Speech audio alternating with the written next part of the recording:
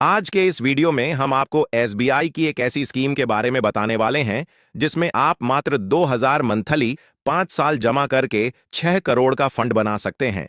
और यह कैसे संभव है, इसको हम एग्जाम्पल के माध्यम से डिटेल में समझेंगे। दोस्तों, आप छोटी छोटी बचत करके एक बड़ा फंड बना सकते हैं। 2000 रुपए आज के समय में कोई बड़ी राशि नहीं होती है, लेकिन इस छोटी सी राशि को भी हर महीने सही जगह पर इन्वेस्ट करके आप एक समय बाद 6 करोड़ का फंड बना सकते हैं। दोस्तों, जैसा कि आप सभी लोग जानते हैं, एसबीआई एक सरकारी कंपनी है और एसबीआई 10 लाख करोड़ से ज्यादा के म्यूचुअल फंड मैनेज करती है। दोस्तों, वैसे तो एसबीआई के बहुत सारे म्यूचुअल फंड है, जिसमें आज हम सबसे best mutual fund SBI Contra fund direct growth के बारे में बताने वाले हैं।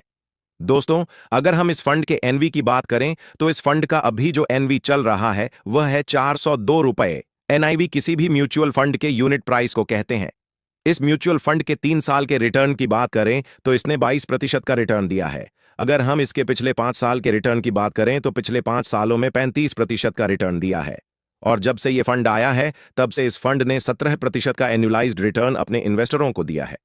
दोस्तों, एसबीआई की तरफ से इस फंड को 1 जनवरी 2013 को लॉन्च किया गया था। इस फंड में अब तक करोड़ों लोगों ने 42,220 करोड़ इन्वेस्ट किए हैं।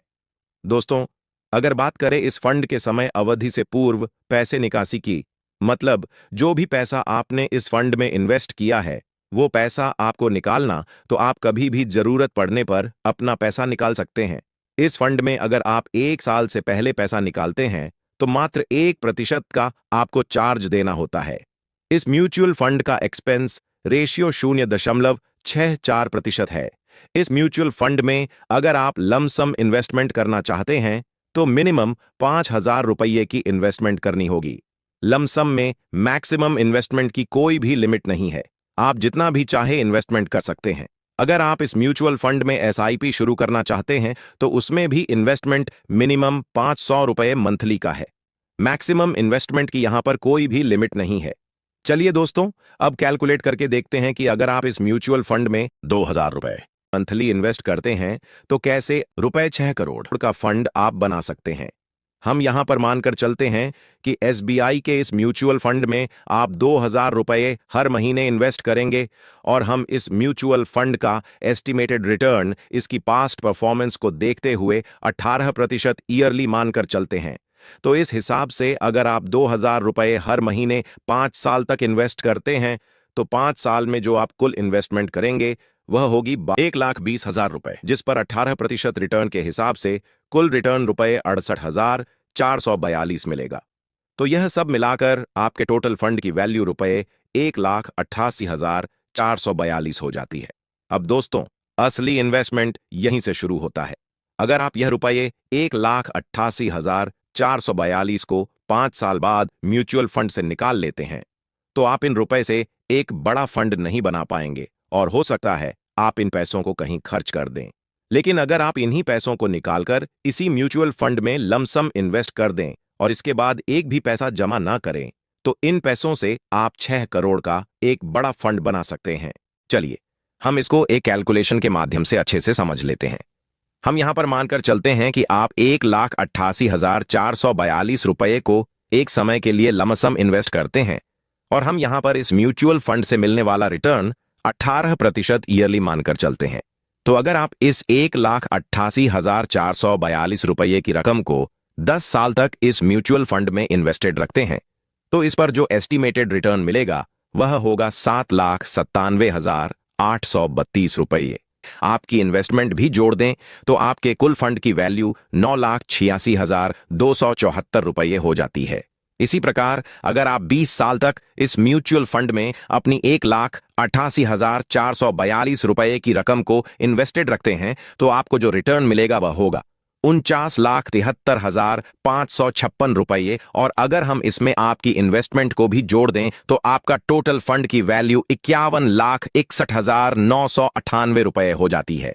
आप 1,88,442 रुपये की रकम को थोड़ा और वर्षों के लिए इन्वेस्टेड रखते हैं, मतलब 30 सालों के लिए, तो आपको जो एस्टिमेटेड रिटर्न मिलेगा वह होगा 2,68,28,608 रुपये और आपके टोटल फंड की वैल्यू 2,70,17,050 रुपये हो जाती है। इसी प्रकार दोस्तों, अगर आप 35 साल तक इस म्यूचुअल फंड में अपनी 1,88,442 रुपये की रकम को इन्वेस्टेड रखते हैं, तो आपको जो टोटल फंड मिलेगा वह होगा वैल्यू 6,18,48,465 रुपये हो जाती है। दोस्तों, आप यहां पर देख सकते हैं कि किस प्रकार से कंपाउंडिंग की पावर काम करती है। अगर आपने यह 1,88,442 रुपये को खर्च कर दिया होता तो आप इस रकम से 6 करोड़ का एक बड़ा फंड नहीं बना सकते थे। अब दोस्तों, आप कहेंगे कि मैंने जो यह रिटर्न बताया है क्या वह गारंटीड है? तो दोस्तों, यहां पर जो हमने 18% का रिटर्न आपको बताया है वह गारंटीड नहीं है। यह शेयर मार्केट पर डिपेंड करता है कि वह कैसा परफॉर्म कर रहा है। शेयर मार्केट डाउन है तो म्यूचुअल फंड पर मिलने वाला रिटर्न भी डाउन होगा। अगर शेयर मार्केट हाई है तो म्यूचुअल फंड पर मिलने वाला रिटर्न भी हाई होगा। आपका एक और सवाल होगा कि क्या इस पर टैक्स भी लगता है? तो इसका आंसर है यस। इस म्यूचुअल फंड में 2 प्रकार के टैक्स लगते हैं। पहला है शॉर्ट टर्म कैपिटल गेन जो कि 20% है, और दूसरा है लॉन्ग टर्म कैपिटल गेन जो कि 12.5% है। तो यहां पर आप सोच रहे होंगे कि अगर हमें म्यूचुअल फंड पर अगर 20% का साल में प्रॉफिट होता है और उसे हम 1 साल के अंदर विड्रॉल कर लेते हैं तो यह 20% प्रॉफिट तो टैक्स के रूप में सरकार ले लेगी। तो हमें क्या बचेगा? दोस्तों, हम आपको बता दें कि जब तक आपका जो प्रॉफिट है वह 1,25,000 से ऊपर नहीं होता है तब तक उस पर कोई भी टैक्स नहीं लिया जाता है। जो भी टैक्स लगेगा वह 1,25,000 को घटाकर ही देना होगा। चलिए इसे एक एग्जाम्पल की मदद से समझते हैं। पहले बात करते हैं शॉर्ट टर्म कैपिटल गेन की। मान लीजिए आपने 10 लाख की इन्वेस्टमेंट की और यह इन्वेस्टमेंट 1 साल के अंदर बढ़कर 12 लाख हो जाती है और उसे आप 1 साल के अंदर सेल कर देते हैं जिस पर आपको 2 लाख का प्रॉफिट हो जाता है। तो इसमें से आपको सरकार द्वारा दी गई छूट को घटाना होगा जो कि है 1,25,000। अब बचे 75,000। अब इस पर आपको 20% टैक्स देना होगा जो कि 15,000 बनता है। तो आपका जो टोटल प्रॉफिट हुआ टैक्स घटाकर वह हुआ 1,85,000। इसी प्रकार अगर आपने 10 लाख रुपए की इन्वेस्टमेंट की और यह 3 साल में बढ़कर 12 लाख रुपए हो जाती है और उसे आप 3 साल के बाद सेल कर देते हैं जिस पर आपको 2 लाख रुपए का प्रॉफिट हो जाता है, तो इसमें से आपको सरकार द्वारा दी गई छूट को घटाना होगा जो कि है 1,25,000। अब बचे 75,000।